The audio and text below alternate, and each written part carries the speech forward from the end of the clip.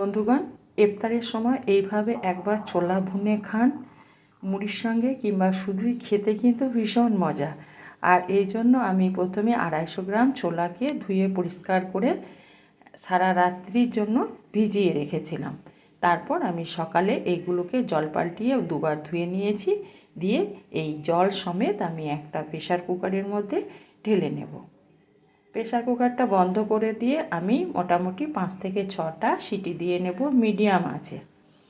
এদিকে আমি একটা মশলা বানিয়ে নেব। তার জন্য একটা বাটির মধ্যে প্রথমে দিয়ে দিলাম পরিমাণ মতো হলুদের গুঁড়ো, আর দিয়ে দিলাম পরিমাণ মতো লঙ্কার গুঁড়ো। ঝালটা আপনাদের পছন্দ মতো দিয়ে নেবেন। আর দিয়ে দিলাম জিরে আর ধনেকে আমি একসঙ্গে ভেজে গুঁড়ো করে রেখেছিলাম, সেটাকে দিয়ে দিলাম। আর 1 চামচ দিয়ে দিলাম আমি আমচুর পাউডার, আর 1 চামচ দিয়ে দিয়েছি আমি এখানে বিট লবণ। এবার আমি অল্প একটু জল দিয়ে মশলাটাকে গুলে নেব।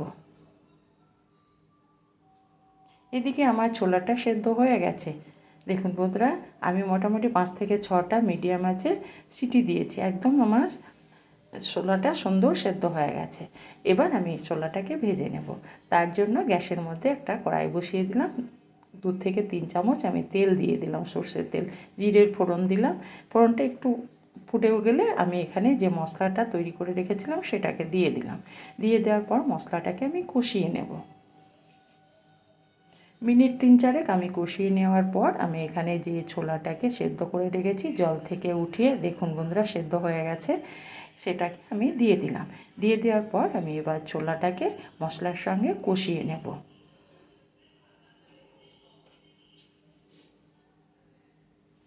এইভাবে আমি মিডিয়াম আঁচে ছোলাটাকে অনবরত নাড়তে এই যে অল্প অল্প জল আছে এই জলটাকে শুকিয়ে নেব। আর এখন আমি দিয়ে দেব আদা রসুন পেস্ট 1 চামচ মতো। এবার আদা রসুনের পেস্টটাকে দিয়ে দেওয়ার পর আবারও আমি ভালো করে কষিয়ে নেব।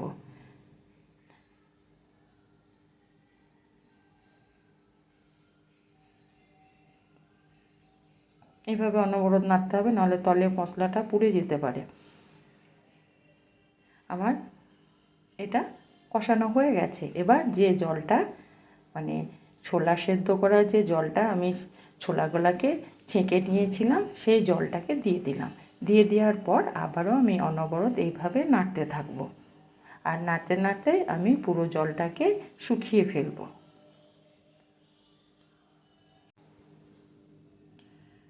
হ্যাঁ বন্ধুরা, এটা কিন্তু অনবরত নাড়তে হবে, কেন মশলা আছে, মশলাটা পুড়ে যেতে পারে।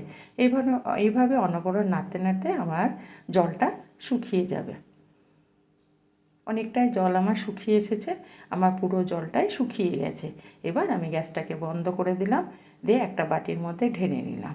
দিয়ে আমি শুধুমাত্র যে ভাপটা সেইটা ছাড়িয়ে নিয়েছি। এবার আমি এখানে দিয়ে দিলাম চাট মশলা 1 চামচ। এখানে কিন্তু চাট মশলাটা অবশ্যই দিতে হবে। আর এখানে আমি দিয়ে দিলাম টমেটো। একটা টমেটোকে কুচিয়ে নিয়েছিলাম, আর একটা ছোট শসা কুচিয়ে নিয়েছিলাম, আর একটা মিডিয়াম সাইজের পেঁয়াজ, এগুলোকে দিয়ে দিলাম।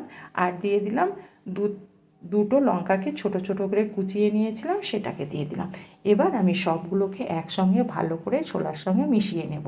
হ্যাঁ বন্ধুরা, এখানে অবশ্যই আমচুর পাউডারটাও দিতে হবে, আবার চাট মশলাটাও দিতে হবে। এটাতে স্বাদ আরও বেশি বাড়িয়ে দেয়। এবার এইভাবে আমি উপর নিচ করে মেখে নেব সমস্ত সবজিগুলোকে ছোলার সঙ্গে। এবার আমি এখানে দিয়ে দেব ধনেপাতা কুচনো। ধনেপাতাটাকে দেওয়ার পর আমি ধনেপাতাটাকেও ভালো করে ছোলার সঙ্গে উপর নিচ করে মিশিয়ে নেব। আর একবার বাড়িতে বানিয়ে দেখবেন, প্রত্যেকে কিন্তু ভালো বলবে এটা খেতে। ভীষণ মজাদার একটা চাট। এই রমজান মাসে মুখে আমাদের স্বাদ থাকে না, তার জন্য এটা বানিয়ে খান, খেতে কিন্তু খুব ভালো। আমার পুরো মাখা হয়ে গেছে। এবার এটাকে ঢাকা দিয়ে মিনিট 3 রেখে দেব। যেহেতু অল্প অল্প গরম আছে, সবজিগুলো আমার নরম হয়ে যাবে। এবার আমি একটা প্লেটের মধ্যে ঢেলে নেব। ঢেলে নেওয়ার পর আমি এগুলোকে ইফতারের জন্য পরিবেশন করব। বাই, আবারও দেখা হবে।